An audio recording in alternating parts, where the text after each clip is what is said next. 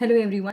इस वीडियो में हम लोग डिस्कस करेंगे role of education in cultural context. यानी कि अगर हम कल्चर की दृष्टि से देखें, उसके हिसाब से रोल ऑफ एजुकेशन क्या होता है, कल्चर की फील्ड में कल्चर के हिसाब से एजुकेशन का क्या रोल है। So, the role of education in cultural context is multifaceted and has a profound impact on how individual within a society learn, transmit, preserve cultural value, belief, practices and tradition. यानी कि अगर मैं education का role देखूं तो basically ये बताता है कि उसका एक बहुत ही गहरा इम्पैक्ट होता है कि किस तरह से इंडिविजुअल जो है वो एक सोसाइटी में चीज़ों को सीखता है, चीज़ों को ट्रांसमिट करता है। यानी सपोज एक पर्सन है, उसने अपने कल्चर या वैल्यूज़ को किस तरह से ट्रांसमिट किया, अपने कल्चरल वैल्यूज़ को किस तरह से प्रिजर्व करता है, बिलीव्स को, प्रैक्टिसेस को, ट्रेडिशंस को किस तरह से वो प्रिजर्व करता है। ठीक है। Education serves as a means of passing down cultural heritage, shaping identity, promoting social cohesion and preparing individuals for active participation in their cultural communities। तो एजुकेशन क्या करता है, एजुकेशन के थ्रू कोई भी चीज़ जिसे कहना चाहिए कल्चरल हेरिटेज या फिर आइडेंटिटी या सोशल कोहेशन के साथ में रहना है, एक ही हिस्से मतलब एक ही से कहते ना कोहेशन मतलब suppose there are different part, वो साथ में किस तरह से काम कर रहे हैं। ठीक है। तो एजुकेशन एक बेसिक जिसे कहना चाहिए मीडियम की तरह वर्क करता है, जिसके थ्रू कल्चर हेरिटेज पास होती है, लोगों की आइडेंटिटी बिल्ड होती है, सोशल कोहेशन प्रमोट होता है एंड ये इंडिविजुअल्स को तैयार करता है एक्टिव पार्टिसिपेशन के लिए। ठीक है। तो सबसे पहले देखते हैं transmission of cultural knowledge and values. ठीक है। तो education plays a crucial role in transmitting cultural knowledge, tradition and values from one generation to the next. Education की वजह से क्या होता है ना, सबसे इंपॉर्टेंट चीज़ है जो भी कल्चरल नॉलेज होती है, जो ट्रेडिशंस होते हैं, हमारे रूल्स रेगुलेशंस या जो भी हम जिस चीज़ों को मानते हैं या हमारी जो वैल्यूज़ होती हैं, वो एक जनरेशन से दूसरी जनरेशन में पास ऑन होती है। ये भी इंश्योर करता है कल्चर में, जैसे कि language, history, art, music, rituals किस तरह से प्रिजर्व होते हैं। देखो, अगर आप इंडिया में बात करोगे, आप कहते हो बहुत सारे कल्चर है।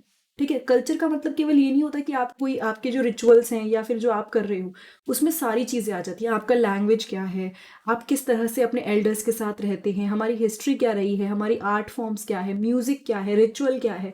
तो ये सारी चीज़ें जो कल्चर का एक बहुत ही इम्पॉर्टेंट पार्ट होती हैं, ये पास डाउन होती हैं ताकि कल्चरल कंटिन्यूटी बनी रहे। ठीक है। They are passed on to maintain cultural continuity. तो ये तो हो गया transmission of cultural knowledge and values. फिर आते हैं कल्चरल आइडेंटिटी एंड फॉर्मेशन पे। Education contribute to the formation of individual and collective cultural identities. Education important role play करता है इंडिविजुअल के फॉर्मेशन में एंड अलग अलग कल्चरल आइडेंटिटीज बनने में। ठीक है।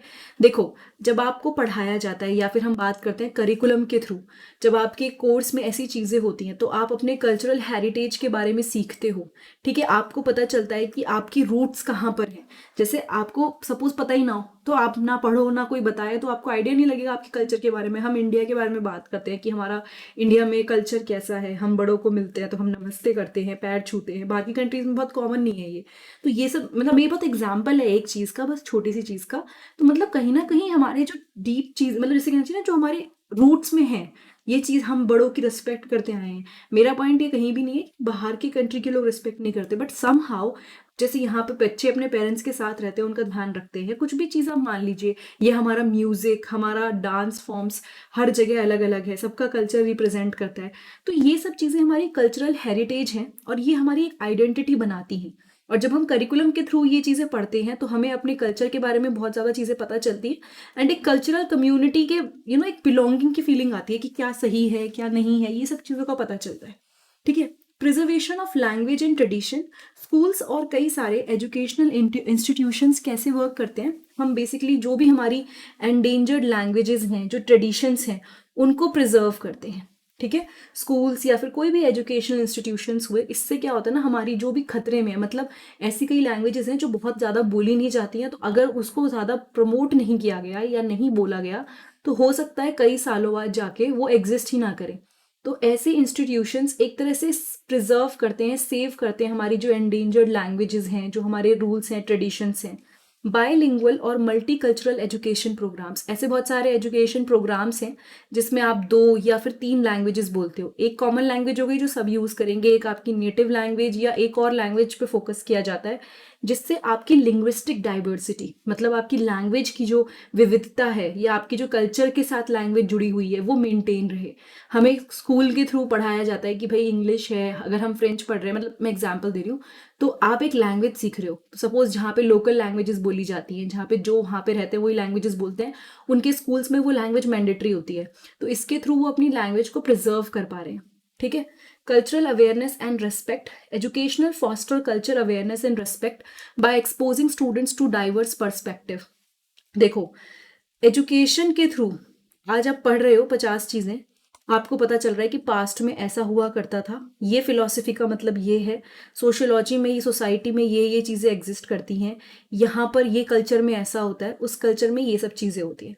तो आपको एजुकेशन के थ्रू आपका एक डाइवर्स पर्सपेक्टिव बिल्ड हो रहा है, आप चीज़ों को अलग अलग नज़रिए से देख रहे हो, आप हिस्ट्रीज पढ़ रहे हो अलग अलग लोगों की, अलग अलग कल्चर की, एंड आप वर्ल्ड की चीज़ों को एनालाइज कर पा रहे हो।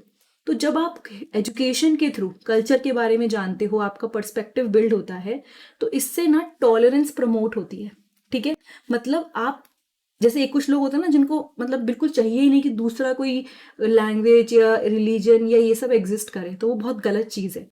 तो आपके अंदर बचपन से ये चीज़ें पता चल रही है, आपको आइडिया लग रहा है कि अरे मेरा एक कल्चर है तो सामने वाले का भी एक कल्चर है, मैं ये लैंग्वेज बोलता हूँ, सामने वाला भी 2 लैंग्वेज बोलता है, और हम दोनों के सोचने का नज़रिया अलग है, लेकिन हम साथ में एग्जिस्ट कर सकते हैं।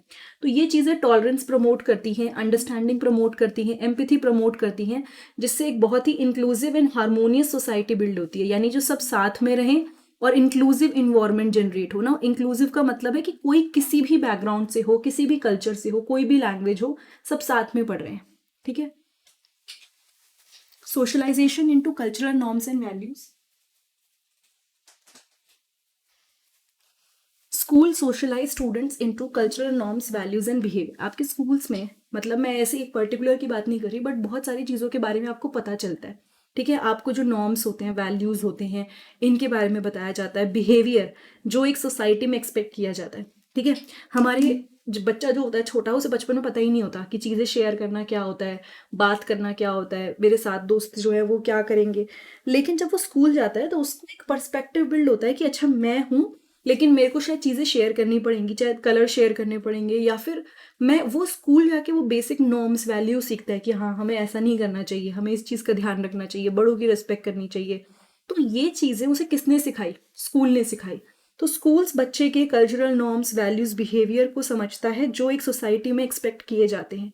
एजुकेशन से इंडिविजुअल समझता है एंड उन्हीं rules, etiquettes and moral codes के साथ रहता है। ठीक है। फिर आते हैं promotion of cultural creativity and expression. Education encourage creativity and self expression with in a cultural context. देखो, अगर आप देखो ना तो आर्ट, लिटरेचर, म्यूजिक या जितनी भी और फॉर्म्स ले लीजिए, ये सब हमारे ना करिकुलम में मिक्स्ड हैं। ठीक है। सपोज आपका एग्जाम्पल देती हूँ, आपके स्कूल में ना बहुत सारे डेज सेलिब्रेट होते हैं। ठीक है। डांस डे सेलिब्रेट होगा, म्यूजिक डे सेलिब्रेट होगा, किसी की जयंती होगी वो सेलिब्रेट होगी। सपोज रविंद्रनाथ टैगोर है, उन्होंने जो कंट्रीब्यूशन किया वो सेलिब्रेट किया गया, किसी और किसी बड़े इंसान ने या कोई भी पास्ट में जो रहे हैं कल्चर से रिलेटेड या आर्ट से रिलेटेड, इन सब डेज को सेलिब्रेट किया गया। तो आप ये सब चीज़ें स्कूल में जाके एजुकेशन लेके सीखते हो कि हम खुद को कैसे एक्सप्रेस करते हैं। ठीक है। आर्ट के थ्रू, लिटरेचर, पोएम के थ्रू, म्यूजिक के थ्रू, ये सब तरीके हैं अपने आप को एक्सप्रेस करने के, आपके कल्चर को एक्सप्रेस करने के। ठीक है। एंड ये चीज़ें मोस्टली इंटीग्रेटेड होती हैं into the curriculum, they are often integrated into the curriculum, मतलब करिकुलम में ही इनके पार्ट्स होते हैं। जैसे अब आपको बोला जाता है कि ये एक्टिविटी भी करनी है, आपके स्कूल का करिकुलम खुद ही बोलेगा कि आर्ट्स भी करो, म्यूजिक भी करो, डांस भी करो, स्पोर्ट्स भी खेलो। तो ये आपके करिकुलम में चीज़ें पहले से इनबिल्ट हैं, जो मिला दी गई हैं। तो आप अपने जब पढ़ाई करते हैं तो इससे आपकी क्रिएटिविटी, सेल्फ एक्सप्रेशन, ये सब चीज़ें अच्छी होती हैं। इससे स्टूडेंट्स चीज़ों को एक्सप्लोर कर पाते हैं और कल्चरल हेरिटेज को एक्सप्लोर, मतलब अपने कल्चरल हेरिटेज में कॉन्ट्रीब्यूट कर पाते हैं। आप पढ़ रहे हैं ताजमहल के बारे में, ठीक है, आपने पढ़ा कि बाहर से लोग आ रहे हैं, तो आपको अपने ही पास्ट के बारे में, अपनी चीज़ों के बारे में पता चलता है। Preparation for active citizenship.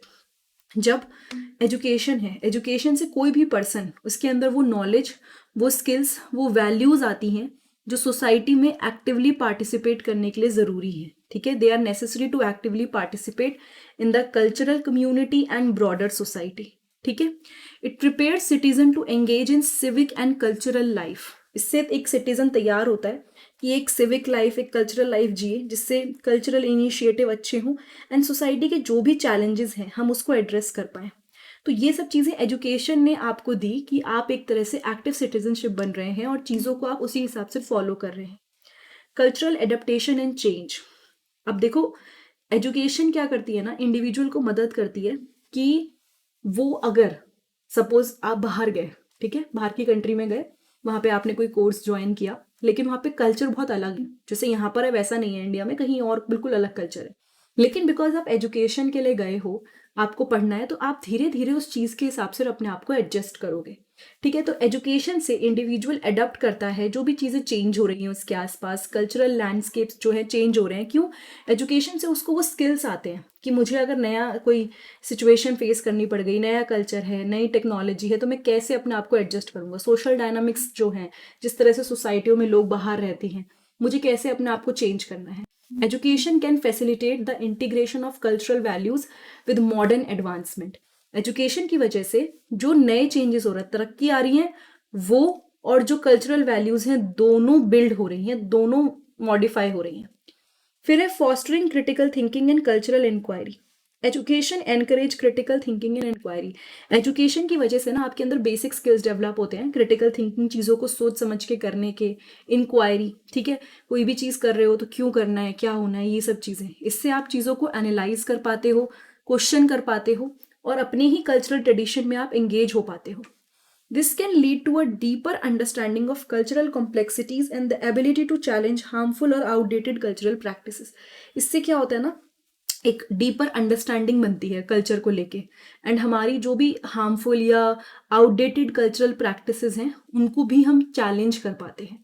तो कई लोग अब जब एजुकेटेड होते हैं, जो उन्हें पता है कि भाई ये चीज़ गलत होती आ रही है सालों से, तो वो उसको अब इरेडिकेट करके हटा के अब नई चीज़ों को ला रहे हैं। ठीक है, वो गलत नहीं है यहाँ पे। अगर आपको पता है कि कोई चीज़ ऐसी हो रही है जो सालों से होती आई है बट गलत है, ठीक है, जैसे एक बहुत एग्जाम्पल देती हूँ। एक टाइम पे सब लोग सती प्रथा को बहुत सही मानते थे, ठीक है, देवर इन फेवर ऑफ सती प्रथा।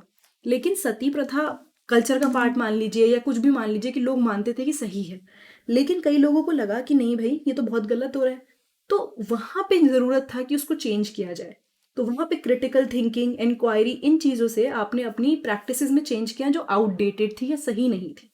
ठीक है, एंड एक ग्लोबलाइज वर्ल्ड में अगर मैं बात करूं, जब एक पर्सन है, एजुकेशन को ना, एजुकेशन के थ्रू एक पर्सन को अलग अलग कल्चर्स के बारे में, inter cultural communication and collaboration के बारे में आइडिया लगता है, एंड ये स्टूडेंट्स को प्रिपेयर करता है कि वो अलग कल्चरल बैकग्राउंड्स के साथ कनेक्ट हो, एंगेज हो, और ऑब्वियसली एक बहुत ही interconnected and culturally rich global community build हो जाए। So, in summary, education in a cultural context serve as a bridge between the past and the future, enabling the transmission, preservation and evolution of cultural values, practices and identity. तो अगर मैं बात करूं summary में, education एक ऐसा cultural context है जो एक ब्रिज की तरह काम करता है हमारे पास्ट और फ्यूचर में। ठीक है, जिससे ऑब्वियसली हम लोग एजुकेशन के थ्रू चीज़ों को चेंज भी कर रहे हैं, चीज़ों को प्रिजर्व भी कर रहे हैं, चीज़ें इवॉल्व भी हो रही हैं। मतलब ऐसा नहीं कि बिल्कुल ही चेंज कर दिया, बट आज के ज़माने के हिसाब से जो सही है वो फॉलो करना, वो प्रैक्टिसेस फॉलो करना, एंड इससे एक पर्सन का ना रिलेशनशिप बिल्ड होता है एजुकेशन और कल्चर के बीच में। ठीक है, सो बेसिकली ये सारी चीज़ें हमारे मेन पॉइंट्स हैं। हमने डिस्कस किया role of education in cultural context. इस सब्जेक्ट की सारी प्लेलिस्ट आपको एमएड सेकेंड सेमेस्टर, जो आपका सोशियोलॉजिकल फाउंडेशन ऑफ एजुकेशन है, वहाँ पे मिलेंगी।